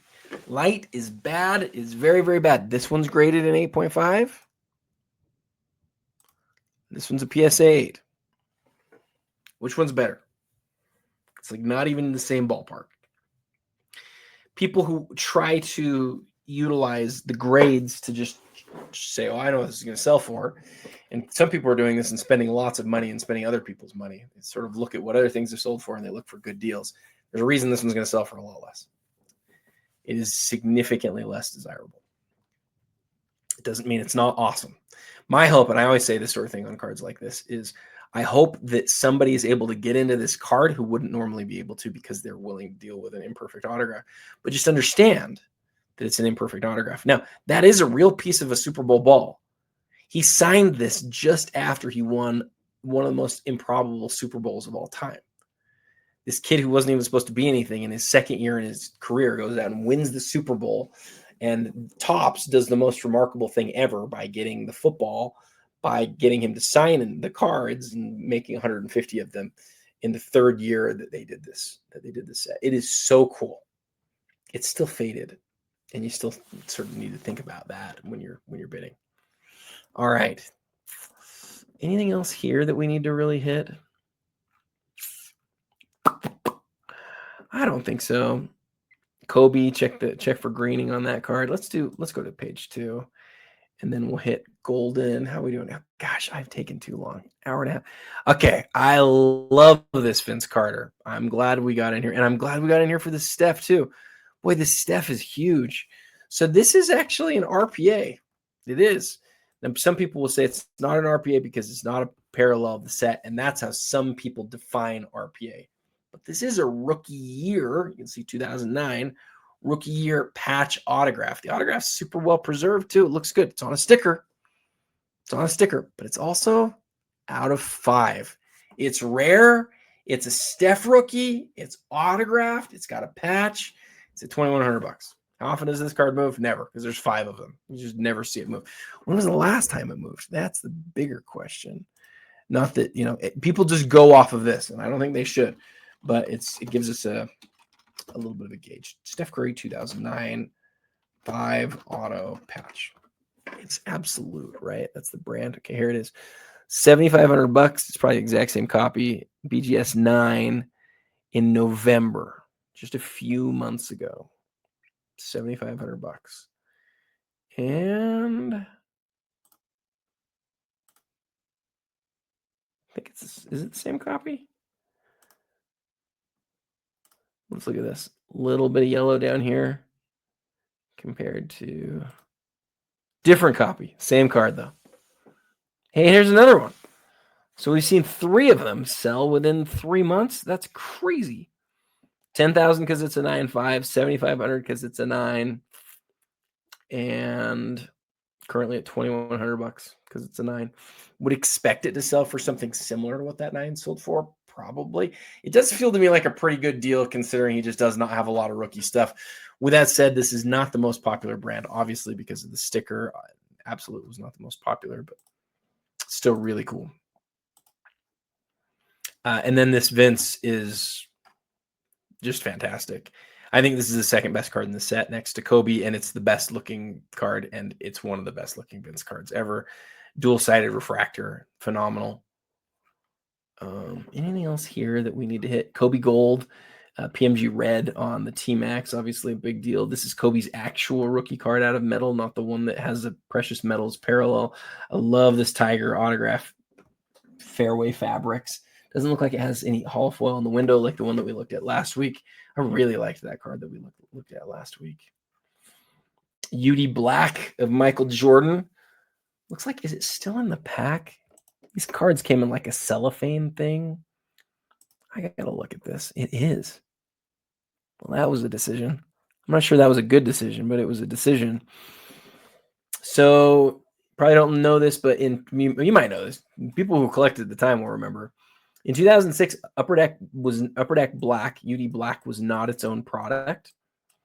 It came via redemptions and other products. So if you bought a box of Hardcourt for whatever reason, they put one of these per pack, a redemption card. You would scratch off the numbers, send it into Upper Deck, and they would send you a pack of UD Black. And within the black UD Black box, there was one card in cellophane. So for some reason, this person said, I want to submit that to Beckett in the cellophane. And it's still in the cellophane. A little bit of an eyesore, but kind of a cool story too. Kind of a cool story. 4 pieces of jersey on the card. It's a parallel. I think it's neat. What's it at? It's also not cheap. I actually owned this card now that I think about it. It's not the same copy, but I had a quad jersey of Jordan from, I think it's from the first year of UD Black. I think it's this exact same card. Years and years ago, like 15 or more years ago, I owned one of those. The Hall of Foil on these is really special. You can't see it really on the scan, but the good thing about the scan is you can zoom in and see the writing really well. All right. Is there anything else that we need to hit? I think we've hit everything here. Steph, Brady. Yeah, we hit all those. Let's go to Goldin. We always spend a little bit of time on the Goldin Weekly. The Goldin Weekly hasn't had, it still has a lot of stuff, and you still need to look through it because they have some crazy cards. But it does seem to me like the Goldin Weekly's been lagging behind some of the other weeklies. The Goldin big auctions are just bananas. Crazy, crazy, crazy. But the Goldin Weekly auctions they're not as robust. They're like, and you'll see what I'm getting at here in a second. So we've got the Net Pro Alcaraz and the Shohei Diamond Kings, and then Aaron Judge regular or Bowman Chrome rookie auto in a 10-10. That's a big deal. A Tiger autographed rookie. This is the sign of the times, not numbered, but sign of the times. And then this Shohei is obviously a big autograph. But pretty close, you find yourself in the low $1,000. And these end in just a few days. And again, you still need to look through because there's still huge pieces. Big Jordan SI, big triple autograph, PSA 10 on the Griffey. Nice Tiger autograph from 2005. Sticker auto, but very, very cool. Brady Superfractor autograph. So that's interesting. From 2024, post-playing days, but still really cool. But definitely, you have to look through. You've got to look through the auction because they have some huge stuff every week, and I would recommend it. It does feel to me like Goldin's ultra high end is still just crushing. It's just their weeklies are still a little bit soft, and that might mean that it's a really, really good place for you to look each week. Okay, guys, there are some huge cards at Card Hobby this week. Huge cards. We start out, as we always do, from highest to lowest. Spotlight signature of Messi, a big autograph of Steph that's an autograph tag, a big Cristiano Ronaldo autograph, and then check out this Tim Duncan. Now, he's wearing an all-star jersey, which I think a lot of people will find not perfectly ideal, but I wonder, is there a chance that this is for the all-star game? It does say ASW. Maybe this is like the coolest thing ever. Maybe this is from his all-star jersey. I wonder if we can figure this out. Let me see if I can figure this out. Hold on a sec. This is why we do the show, guys. This is so cool. So if you're in Card Hobby and you see this item, my first thought, and you heard me, go back and look at this. My first thought was, darn, why'd they put him in his All-Star jersey? It would have been cooler to have him in a Spurs jersey. And then I looked at the tag. The tag shows the serial number ASW 00763. And ASW, I thought, might stand for All Stars West. And then I thought, maybe this card is just freaking awesome. And this card is awesome. It is really, really cool. So this is just like the Derrick Rose thing that we did last week. Basically, Panini purchased the Tim Duncan All-Star jersey shorts. If you go to MyGray's NBA database tool and you type in ASW 00763, it will pull up the Tim Duncan 2012-13 shorts. You can see he only wore it in the first half. So cool. Remember, I wish he wore it for the whole game. Yeah, of course. But the fact that detail here is fantastic. You can see the size, the number. You can see that the authenticator is MyGray. So at some point, Panini then buys that jersey and they put it on this card. They number it 1 of 1. And there's an image of Timmy from that All-Star game. And I could be wrong. I think this might be Timmy's last All-Star game. Let's check. Actually, I think it's the second to last one. All-Star. I think it's the second last one. All-Star games. Tim Duncan. I think he made 2013-14. Let's see. 15. He made 15 All-Star games. That's crazy. How many did he make? 15. Blah, blah, blah. I want to see his last one. Last All-Star game. So 2015. So 2014-15 was his last one. And this one was from, what did they tell us?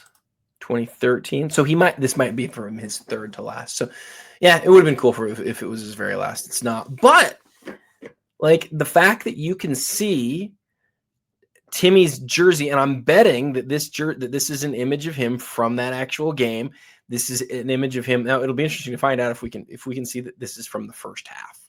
If we can find this image, see what quarter it's from, then we might know that this jersey is what he's wearing here, and that would be really cool. Either way, I want to see if it says anything on the back of the card. It doesn't. It just says special patch autograph, and that's cool. The enclosed game-worn used material and autograph are guaranteed, blah, blah, blah, which is great. It's very, very cool.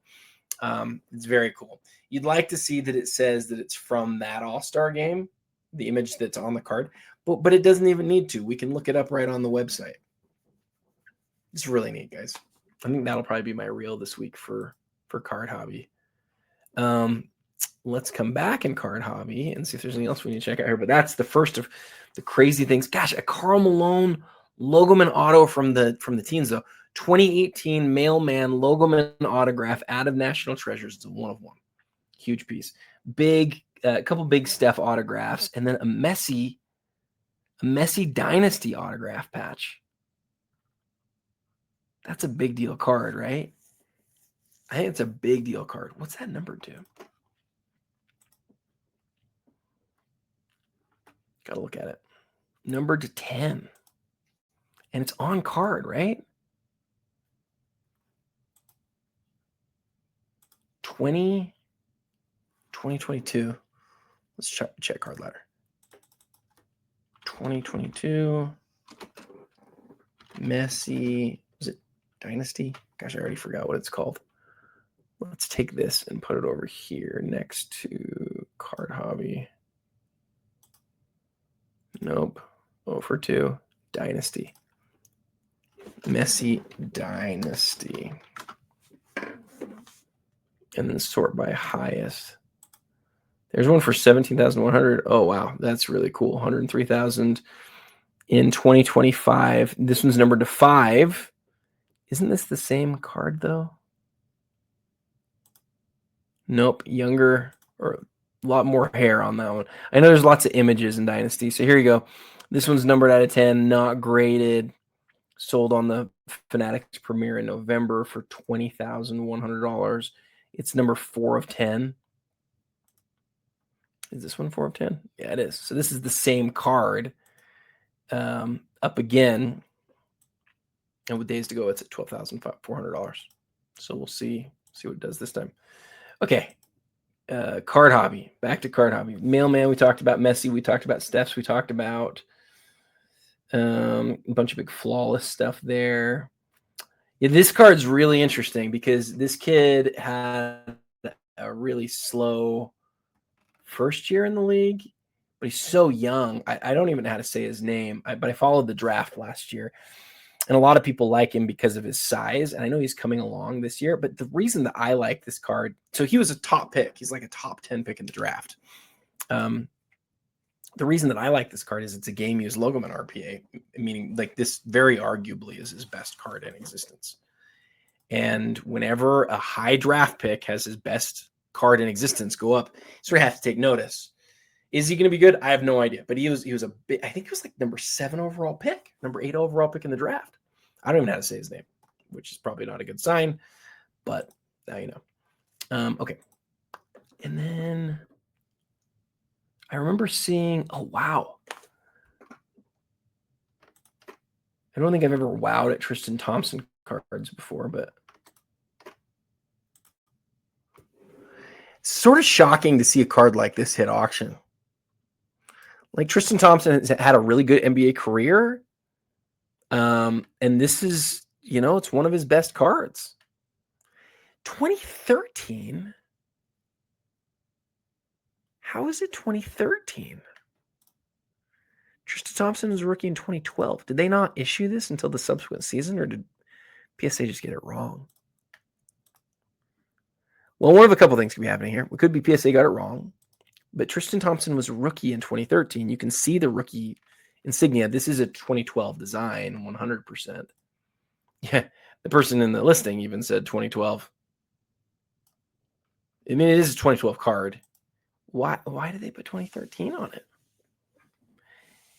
I mean, even if you look down at the copyright down here, you're going to see, I want to go look at PSA real quick and just see if they corrected this on the back end. Sometimes you'll see PSA will correct something on the back end, even though their slab is wrong.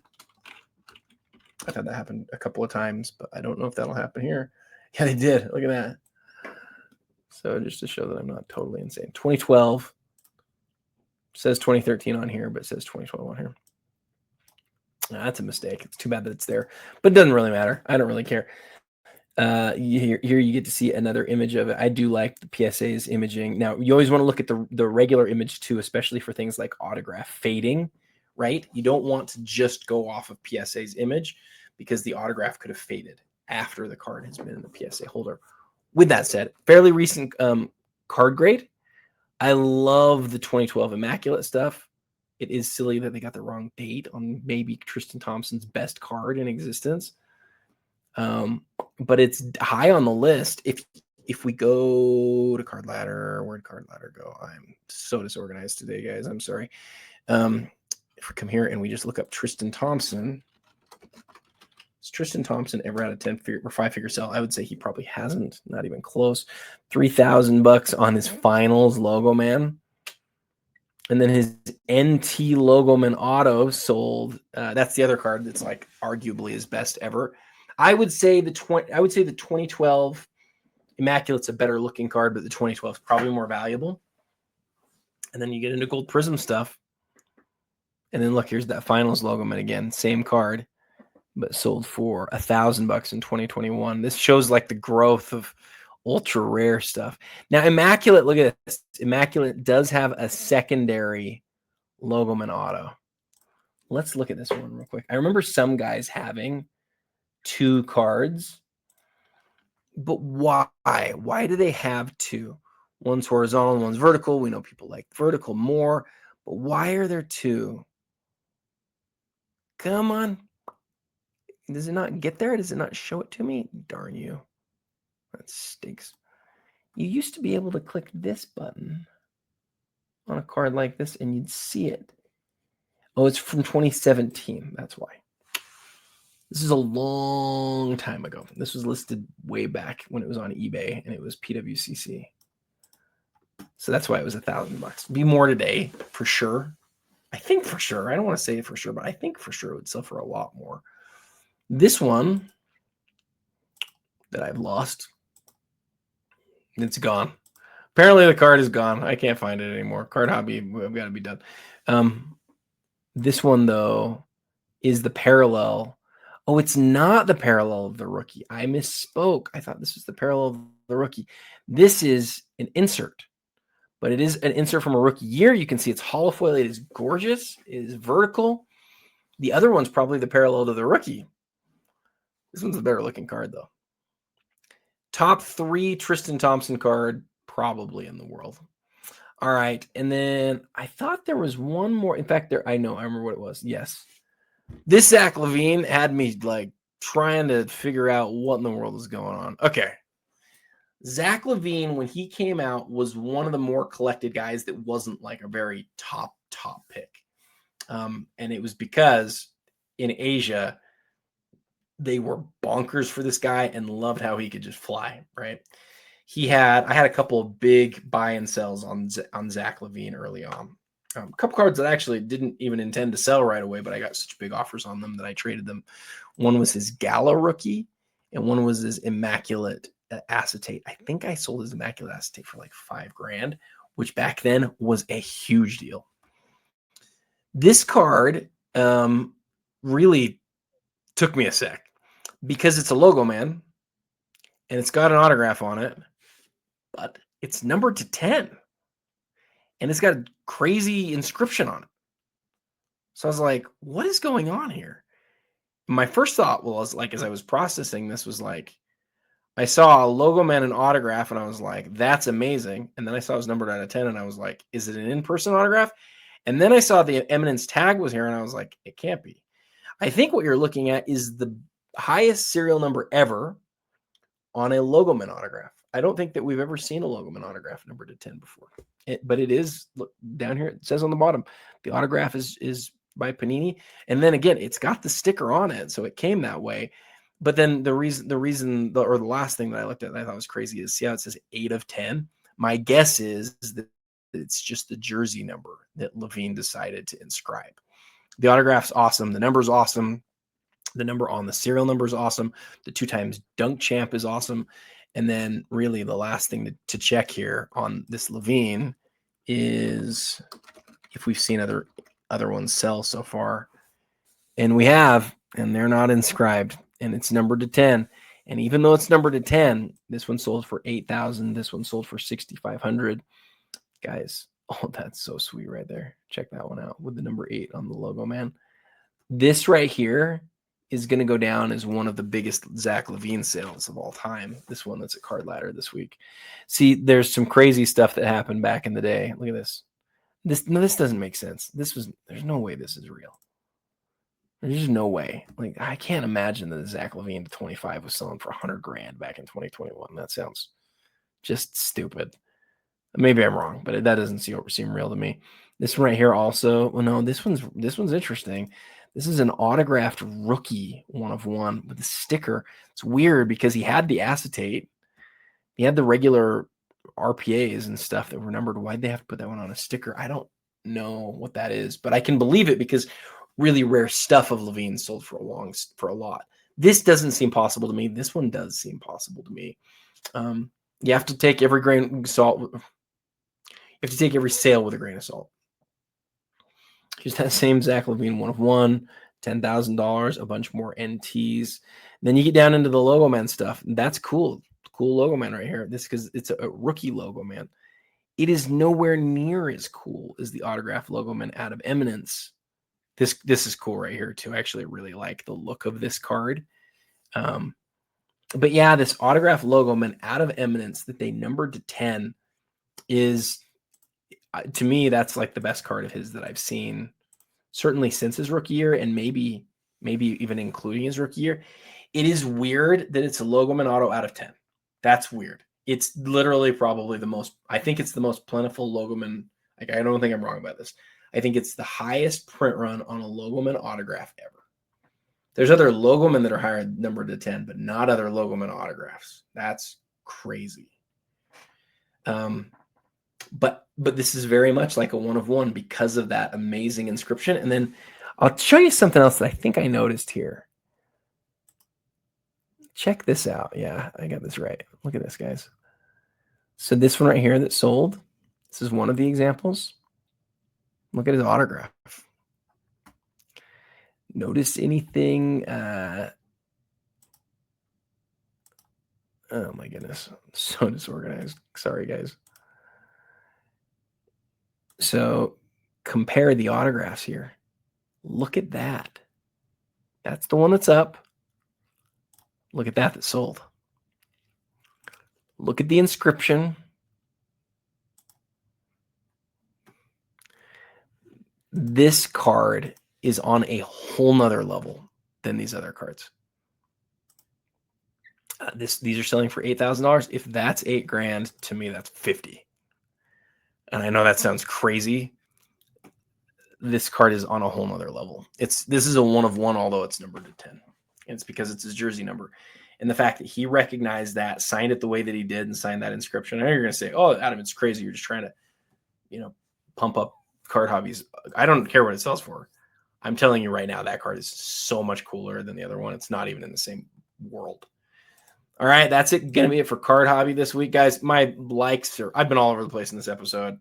I appreciate your guys' patience. I appreciate you guys downloading it and watching today. There's a lot of big auctions. Watch out for Heritage's episode tomorrow. Heritage's episode will be awesome. I think you'll like it. I hope everybody's doing well. And as always, I love hanging out with you guys in the morning and going through these things. Thanks for checking out my cool shirt. And until next time, happy collecting.